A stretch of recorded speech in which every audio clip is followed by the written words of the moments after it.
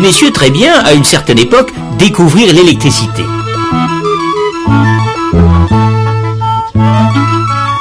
Ils avaient des rondelles de métal et d'étoffe trempées dans un acide qu'ils empilaient les unes sur les autres. Cela faisait une pile de rondelles, une pile électrique. Ils dirent, l'électricité, ça doit être quelque chose qui sort par un fil et qui rentre par un autre. Alors, ils écrivirent plus d'un côté et moins de l'autre, et décidèrent que l'électricité allait du plus vers le moins. Mais alors là, tout à fait au hasard. Pour savoir au juste, il aurait fallu voir de près les atomes des fils. Aujourd'hui, grâce à nos caméras spéciales, nous sommes en mesure, mesdames et messieurs, de vous présenter quelques atomes qui ont bien voulu venir dans nos studios pour nous expliquer. Un atome, c'est d'abord un noyau avec des charges électriques plus. Autour viennent tourner des charges électriques moins. Ce sont les électrons. Quand il y a autant de plus que de moins, les charges électriques s'annulent. L'atome est électriquement neutre.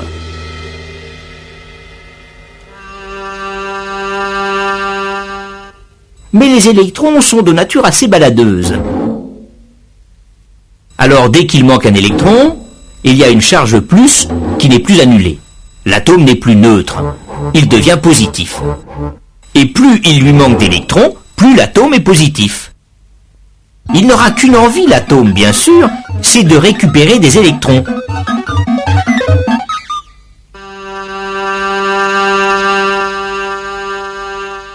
Ces électrons baladeurs, on les appelle des électrons libres. Seulement, des électrons qui se promènent au hasard, ce n'est pas cela qui fait de l'électricité utile. Mais supposons qu'on ait deux fils de cuivre avec entre les deux une sorte d'aspirateur à électrons. D'un côté, on aura beaucoup d'électrons libres, c'est le côté moins. De l'autre côté, il en manquera. Les atomes seront positifs, c'est le côté plus. Il y a entre les deux fils ce que l'on appelle une différence de potentiel, des volts. Pourquoi des volts? Ah oui, le monsieur qui a inventé la pile électrique s'appelait monsieur Volta. Et plus il manque d'électrons d'un côté, plus la différence de potentiel est grande. Plus il y a de volts.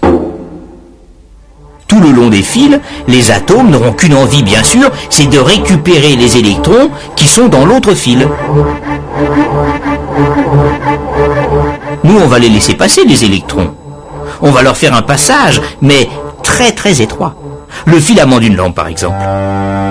Alors les électrons se précipitent. Ça se presse, se bouscule, les atomes ne savent plus où donner de la tête, cela frotte, cela chauffe, cela fait de la lumière.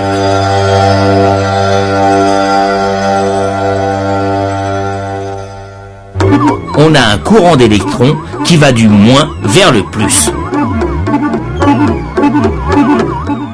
Eh oui, nos messieurs s'étaient un peu trompés de sens. Il faut dire qu'ils ne savaient pas encore ce que c'était que les électrons. D'un côté donc une pompe à électrons, un générateur, de l'autre un récepteur, c'est-à-dire un appareil où les électrons passent en faisant de l'énergie. Ampoule, radiateur, moteur électrique, etc. Et si on récupère de l'énergie d'un côté, il faut bien en fournir de l'autre côté, au générateur. Dans les piles, c'est de l'énergie chimique. Un acide attaque un métal. Quand l'acide est usé, il n'y a plus de volts. On peut aussi utiliser l'énergie solaire. On peut aussi faire tourner un aimant devant une bobine. Là, il faut de l'énergie mécanique. C'est un peu comme cela, mais alors en plus compliqué, qui est fabriquer l'électricité qui arrive chez vous. Mais n'essayez pas de savoir où est le plus et où est le moins. C'est un courant qui change de sens tout le temps. Un courant alternatif. Mais ça, on en reparlera.